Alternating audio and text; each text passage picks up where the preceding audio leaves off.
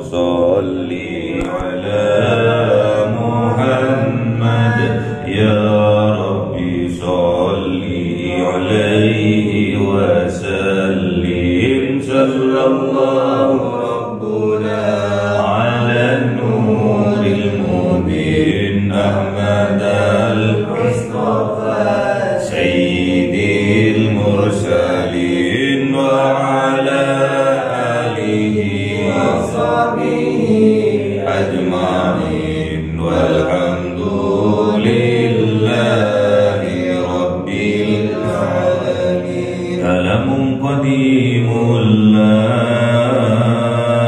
يمل زمانه تنزه عن قولي وفعل ونياتي به أستفي من كل داء ونور دليل لقلبي عند جلي وهيراتي فيا ربي متعني بسر حروفه ونور به سمعي وقلبي ومقلتي وهب لي به فتحا وعلما وحكمة وأنس به يا ربي في القبر والجنة وصل وسلم كل يوم وليلة على من به الرحمن يقبل توبتي وآلي وأصحابي كرام أئمتي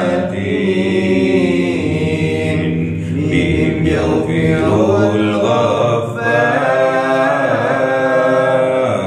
ذنبي وزلتي. أعوذ بالله من الشيطان الرجيم. بسم الله الرحمن الرحيم. Kaki. Bismillahirrahmanirrahim. Alhamdulillahilladzi anzala ala abdihil kitaba wa lam yaj'al lahu 'iwaja qayyiman liyundhira ba'san shadidan min ladunhu wa yubashshiral mu'minina alladhina ya'maluna الصالحات أن لهم أجرا حسنا ماكثين فيه أبدا وينذر الذين قالوا اتخذ الله ولدا ما لهم به من علم ولا لآبائهم كبرت كلمة تخرج من أفواههم إن يقولون إلا كذبا فلعلك باخع نفسك على آثارهم إن لم يؤمنوا بهذا الحديث أسفا إنا جعلنا ما على الأرض زينة لها لنبلوهم أيهم أحسن عملا وإنا لجاعلون ما عليها صعيدا جرزا أم حسبت أن أصحاب الكهف والرقيم كانوا من آياتنا عجبا إذ أوى الفتية إلى الكهف فقالوا ربنا آتنا من لدنك رحمة وهيئ لنا من أمرنا رشدا وضربنا على آذانهم في الكهف سنين عددا ثم بعثناهم لنعلم أي الحزبين أحصى لما لبثوا أمدا صدق الله العظيم. Bismillahirrahmanirrahim. Nahnu naqussu 'alaika naba'ahum bil haqq innahum fityatun amanu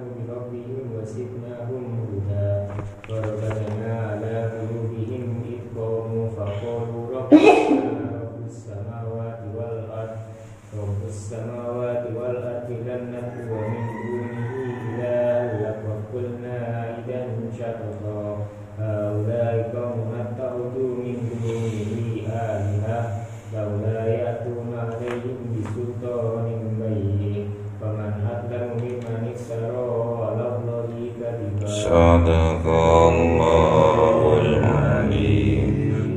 بسم الله الرحمن الرحيم.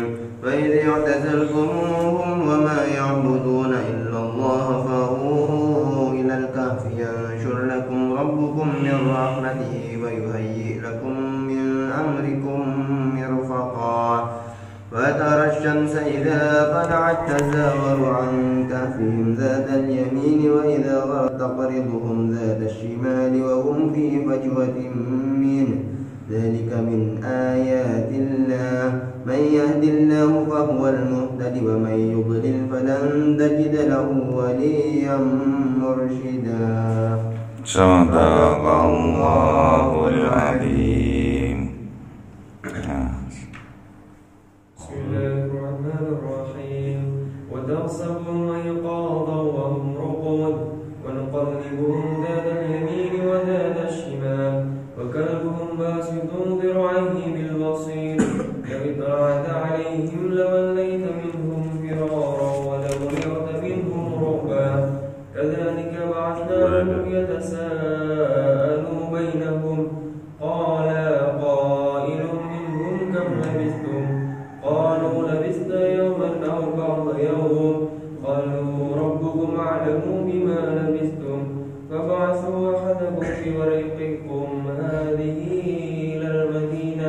إلى المدينة فلينظر أيها أزكى طعاما فليأتكم برزق منه وليتلطف ولا يشعرن بكم أحدا. صدق الله العظيم.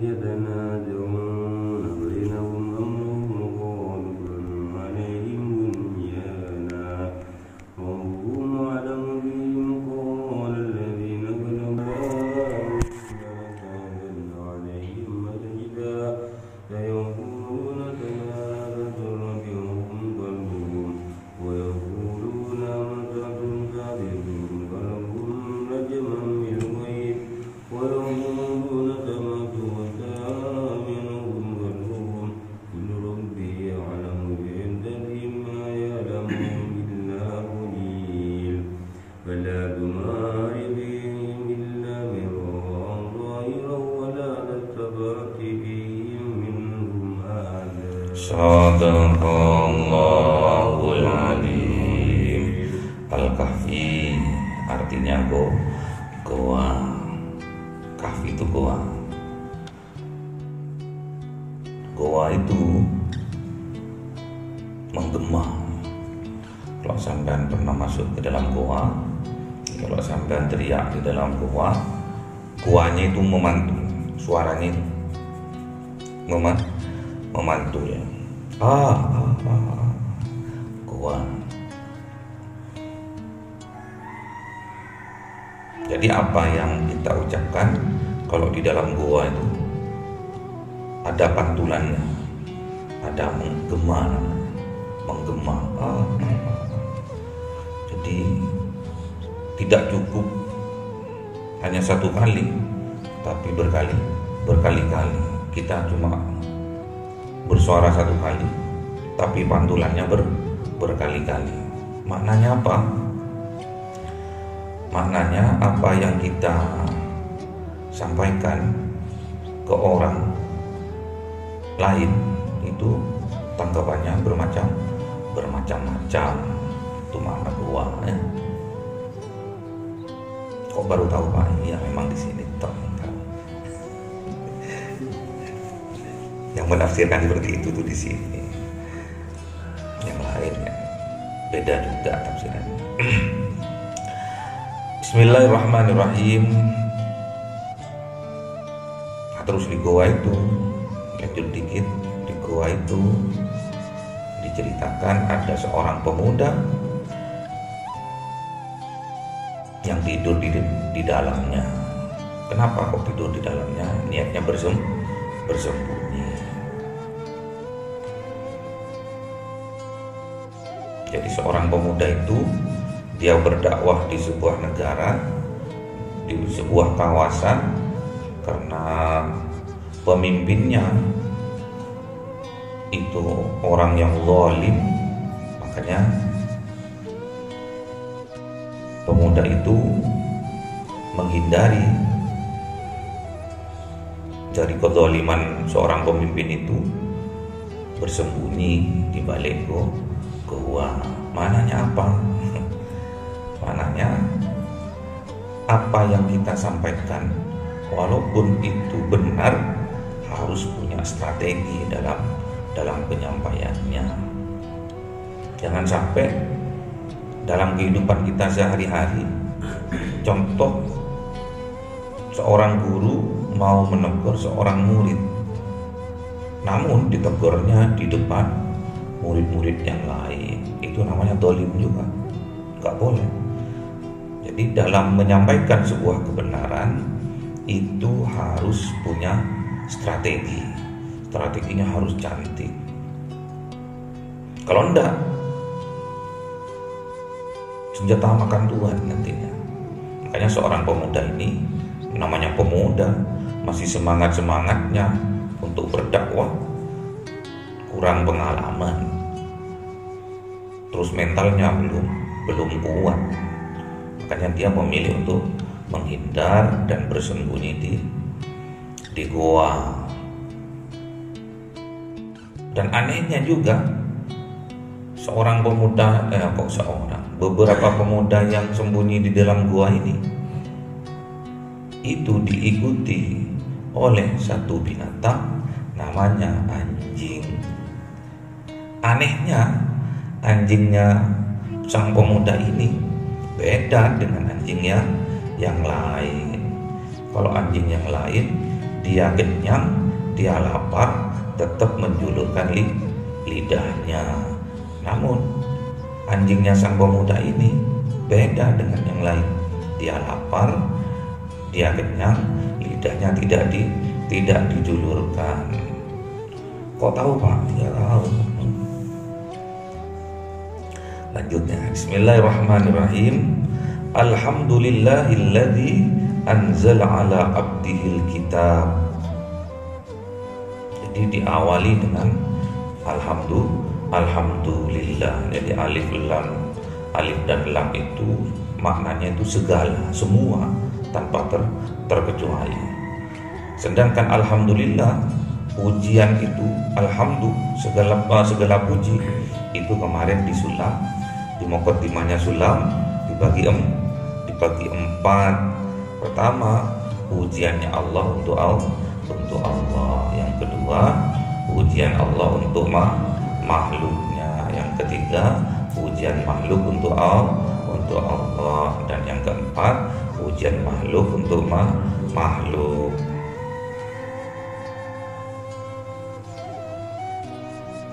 Dan hakikatnya alhamdulillah, semua pujian itu hakikatnya milik Allah. Dan alhamdulillah ini di dalam Al-Quran yang diawali, surah yang diawali dengan ayat alhamdulillah itu ada 5, termasuk di surat Fatihah. Di Al-Fatihah itu diawali alhamdulillahirabbil alamin.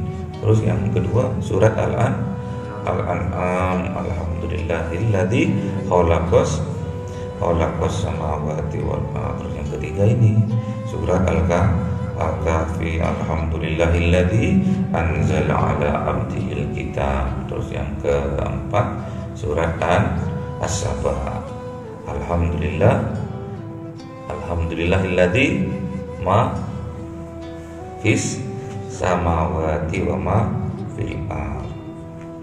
Betul.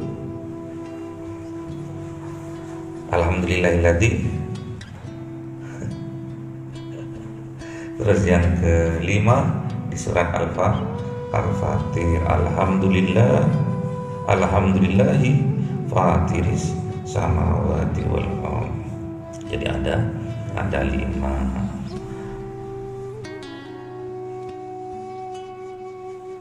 Udah tahu pujiannya Allah, udah tahu ya. Semua pujian itu hakikatnya milik Allah, walaupun makhluk kepada makhluk memuji itu semua hakikatnya milik Allah. Contohnya Pak, Mas Randy kok ganteng pol ya awakmu, sampai kok ganteng. Hakikatnya ganteng itu memuji yang menciptakan. Sebaliknya, kalau dia menghina seseorang, berarti dia hakikatnya menghina yang menciptakan. Ini pujian. Alhamdulillahilladzi anzala ala abdihil kitab.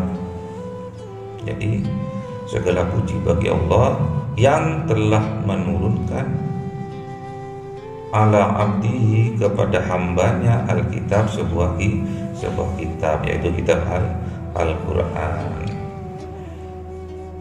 Jadi kata-kata abdihi juga ini selaras dengan surat Al-Isra. Subhanalladzi, gimana? Surat Al-Isra. Ya. Asra bi abdihi. Subhanalladzi biyadihi. Gimana surat Al-Isra?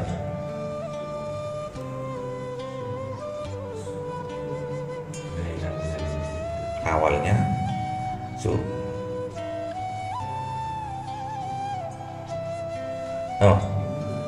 ya depannya Al-Kahfi Al-Isra. Subhanalladzi asra bi abdihi. Jadi sama, abdihi yang dinamanya abdu itu memegang minimal 3 predikat. Yang pertama abdu atau abdihi itu apa-apa yang diperintahkan oleh Allah dikerjakan, apa-apa yang dilarangnya ditinggalkan, itu makna abdu. Yang kedua, makna abdu itu apa-apa yang ada di genggaman tangannya, berupa harta, berupa jabatan, berupa apapun, itu semuanya milik yang diabdihi, yang dia milik yang diabdikan, milik Allah maksudnya.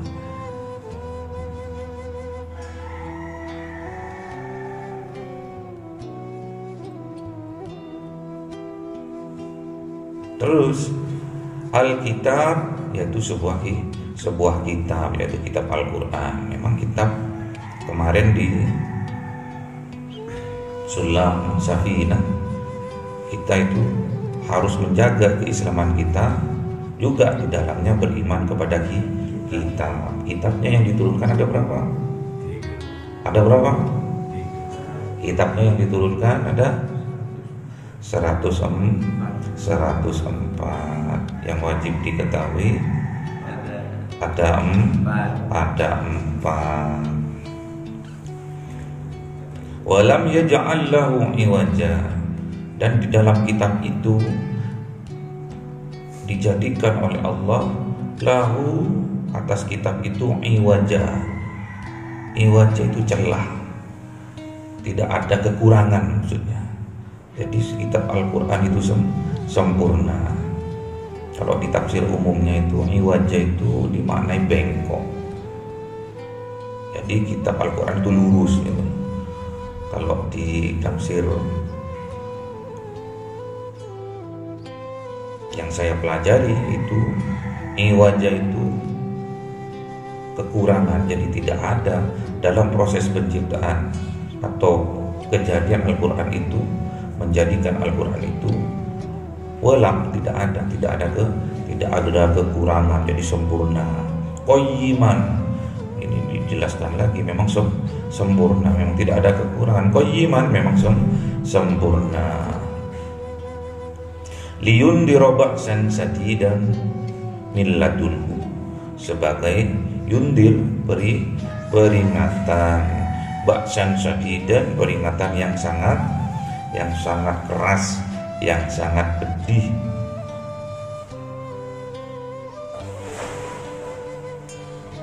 Wa yubassirul mu'minin alladzi, dan juga bukan cuma sekedar peringatan, dan juga sebagai yubassirul mu'minin, juga sebagai kabar bagi orang yang beriman.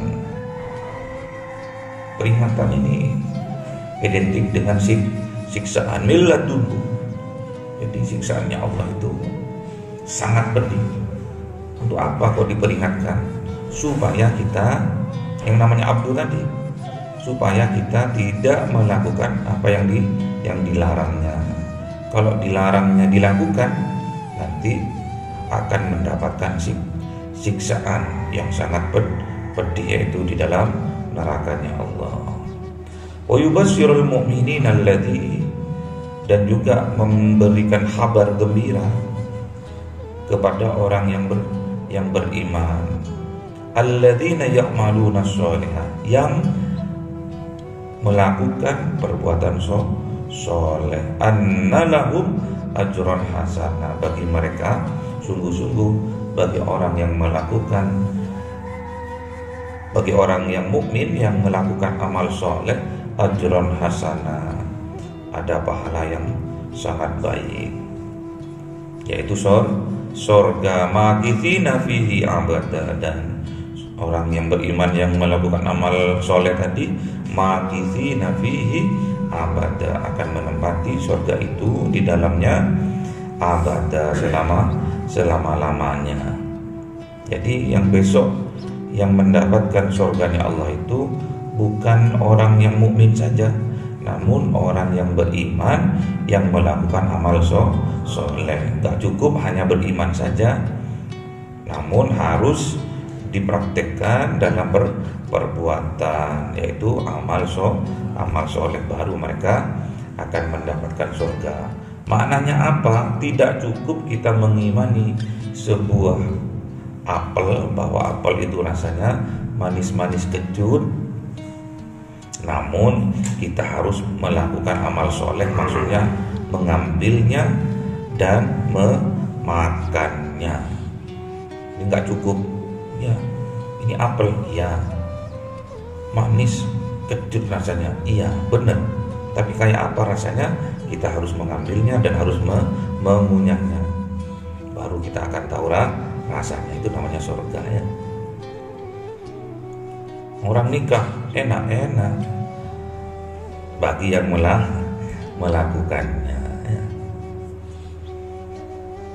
Wa yundirul ladzina qalu takhudallahu walada, dan juga sebagai peringatan bagi orang-orang yang berkata takhudallahu walada, Allah itu punya anak. Enggak boleh Allah, masa Allah punya anak. Kalau punya anak, punya istri berarti.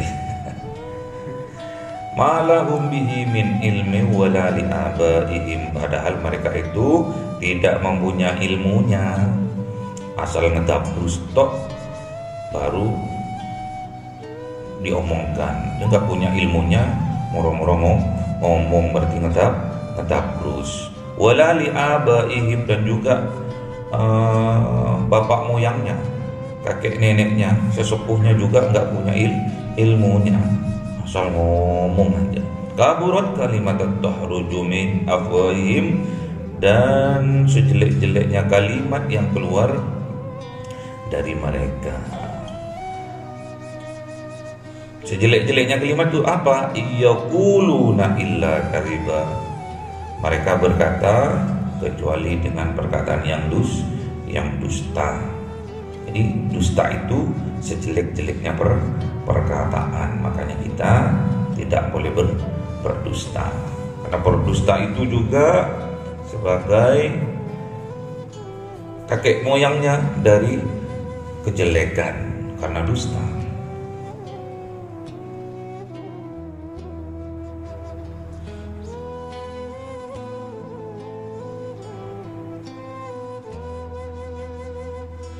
Khatamallahu ala qulubihim wa ala sam'ihim wa ala absarihim ghisawatu wa lahum adzabun adzim. Itu juga awalnya gara-gara dusta ya. Di surat di Al-Baqarah ya. Al-Baqarah berapa? 7. Gimana? Khatamallahu ala qulubihim yukhadi'un Allah, juga dusta. Fi qulubihim maradun fazadahumullahu marada wa lahum adzabun alimun bima kanu yakribun. Juga penyakit hati kalau tidak diobatin terus akan bertambah parah penyakit hatinya karena disebabkan oleh dusta. Jadi kita hati-hati kalau bergaul, kalau berkata, jangan sampai kita berdusta. Kalau kita berdusta terputus ya. Terputus rahmatnya dari Allah. Jadi penyakit hati awalnya penyebabnya adalah karena dusta. Karena berbohong. Fala'allaka bahi'un nafsaka ala atharihim illam yu'minuna bihadzal hadisi asafa. Jadi Kanjeng Nabi itu, Allah itu sangat kasihan sama Kanjeng Nabi. Karena saking semangatnya Kanjeng Nabi berdakwah sampai dia bahi'un nafsaka, sampai hampir membunuh dirinya, sampai mau mencelakai dirinya sendiri. Apa yang dilakukan Kanjeng Nabi itu udah di luar batas kemampuan manusia biasa. Semangat pol Kanjeng Nabi itu dalam berdakwah itu, semangat pol. Padahal ada juga kebanyakan illam yu'minuna bihadzal hadisi asafa, tidak beriman. Apa yang disampaikan oleh Kanjeng Nabi itu nggak ada yang beriman, sedikit yang beriman. Tapi Kanjeng Nabi tetap aja kekeh dengan pendiriannya, kekeh semangat dalam berdakwah. Kalau nggak bisa orang tuanya, siapa tahu anaknya. Kalau tidak bisa anaknya, siapa tahu cucunya. Terus berdakwah dan berdoa Kanjeng Nabi itu. Inna ja'alna ma'alal ardi zinatan laha. Dan Allah telah menjadikan apa-apa yang ada di bumi ini zinatan laha, sebuah perhiasan.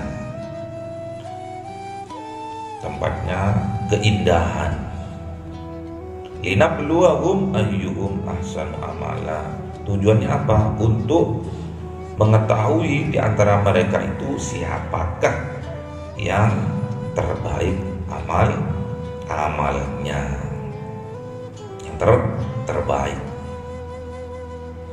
Jadi harus sampean ketahui bahwa dunia ini adalah tempat perhiasan, tempat keindahan, namun keindahannya fatamorgana. Wa mal hayatad dunya illa mata'ul ghurur. Apa-apa yang ada di atas bumi ini, keindahan seperti apapun, itu hanya fatamorgana.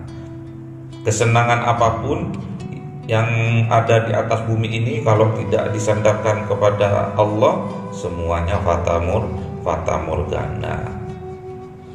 Mirip senangnya serigala tatkala mencabik-cabik mangsanya.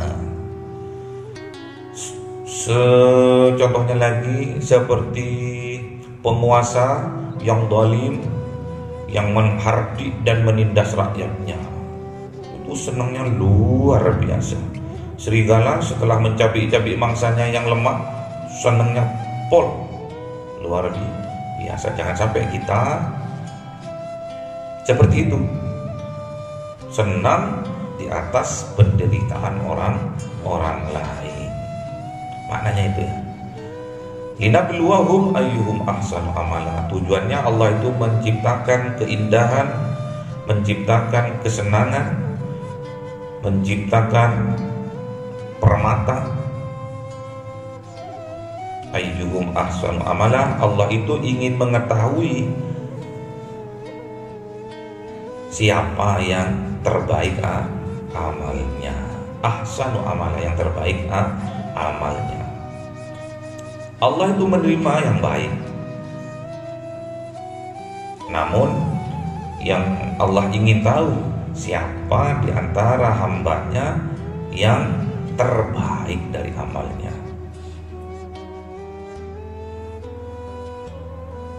Kalau ada yang terbaik, berarti ada perbandingan antara yang baik-baik tadi, ada yang terbaik. Makanya kita harus fastabiqul khairat, harus berlomba-lomba dalam kebaikan. Ditambah lagi. Jadi bukan banyaknya apa yang kita lakukan. Jadi yang Allah lihat itu bukan banyaknya, tapi baiknya. Walaupun sedikit, kalau baik nggak apa-apa, banyak nggak baik, dosa juga emannya. Jadi Kanjeng Nabi itu tatkala dia berdakwah itu bersungguh-sungguh. Fala'allaka bahi'un nafsaka, sampai Kanjeng Nabi itu hampir membunuh dirinya. Maksudnya berani Kanjeng Nabi, berani, tidak berputus asa Kanjeng Nabi itu dalam berdakwah, terus berdakwah. Kalau nggak bisa orang tuanya, siapa tahu anaknya. Kalau nggak bisa anaknya, siapa tahu cucunya. Yang didakwai Kanjeng Nabi. Dan terbukti cucu dari Abu Jahal adalah Ikrimah, itu adalah cucu dari Abu Jahal. Tafsirnya nomor 3 terbaik di dunia, Ikrimah. Cucunya Abu Jahal, namanya Ikrimah, menafsirkan Al-Quran terbaik nomor 3. Jadi nggak ada, kalau Allah sudah mau memberi petunjuk kepada siapapun, bisa tinggal kun fayakun saja, jadi. Jadi kesimpulannya di sini tentang seorang pemuda yang semangatnya luar biasa, yang dia bersembunyi di dalam gua, ditemani seekor binatang yang namanya anjing.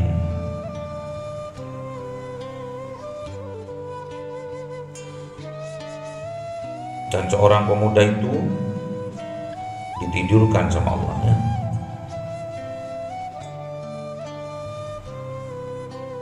Agar sang pemuda tadi betul-betul iman, betul-betul mantap bahwa memang Allah Subhanahu wa ta'ala itu berkuasa. Berkuasa atas semua makhluknya. Jadi supaya kita menjadi orang yang beriman dan beramal soleh, kita harus yakin kepada kitab yang diturunkan Allah kepada Kanjeng Nabi Muhammad, yaitu Al-Quran. Jangan sampai kita itu ragu terhadap Al-Quran sebagai mukjizat terbesar yang diberikan Allah kepada Kanjeng Nabi Muhammad. Untuk apa sih Al-Quran? Di Al-Baqarah sudah jelas, ya. Alif Lam Mim, dzalikal kitabu la raiba fihi hudal lil muttaqin, sebagai petunjuk agar kita menjadi orang yang muttaqin. Saya ulangi lagi, Bapak ulangi lagi, sebagai petunjuk bagi orang yang agar menjadi orang yang muttaqin, hudal lil muttaqin, supaya kita menjadi orang muttaqin, supaya kita menjadi orang yang beruntung. Kenapa Pak kok beruntung? Karena orang yang muttaqin, wa may yattaqillah yaj'al lahu makhraja wa yarzuqhu min haitsu la yahtasib. Jadi kalau kita udah dicap sebagai orang yang muttaqin, orang yang bertakwa, Allah bilang, wa may yattaqillah, siapa-siapa orang yang bertakwa kepada Allah, ya ja'allahu mahraja, aku akan menjadikan jalan keluar dari permasalahannya min yarzuqhu min haitsu la yahtasib, dan aku akan memberikan rezeki kepadanya dari arah yang tidak disangka-sangka sebelumnya. Syaratnya gimana? Alladzina yu'minuna bil ghaibi wa yuqimunas sholata wa mimma razaqnahum yunfiqun walladzina yu'minuna bima unzila ilaika wa ma unzila min qablik wa bil akhirati hum yuqinun ulaika ala hudam min rabbihim wa ulaika humul muflihun. Maka kita akan menjadi orang yang beruntung, menjadi orang yang merdeka, menjadi orang yang muttaqin. Syaratnya wabil akhirati hum yuqinun, sampai mati, sampai akhir hayat kita harus beriman. Syaratnya beriman wa amalus sholehah.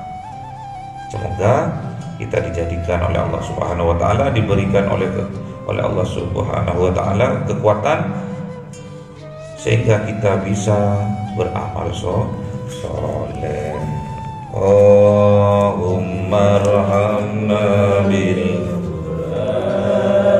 Qur'an waj'alhu lana imama wa nuran wa hudan wa rahmah. Allahumma dzakirna minhu ma nasina wa 'allimna minhu ma jahilna warzuqna tilawatahu ana al-laili wa atrafan nahar waj'alhu lana hujjatai ya